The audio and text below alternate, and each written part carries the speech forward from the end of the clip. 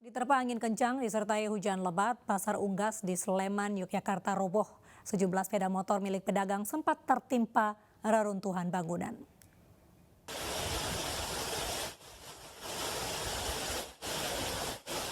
Angin kencang disertai hujan lebat melanda Kabupaten Sleman, daerah istimewa Yogyakarta pada Sabtu petang. Kuatnya angin membuat pasar Unggas di wilayah Palemsari, Prambanan, Sleman roboh.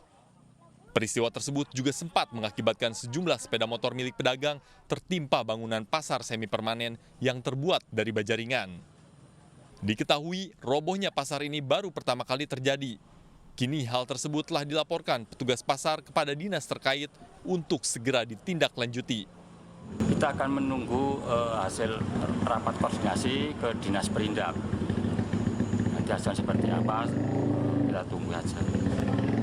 Berarti sudah dilaporkan ya Pak ya? Sudah dilaporkan dan tadi Pak Kepala Bidang yang membidangi pasar dan dinas perindak.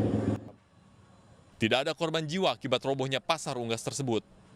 Dari Yogyakarta, Gunanto Farhan, Ainus melaporkan.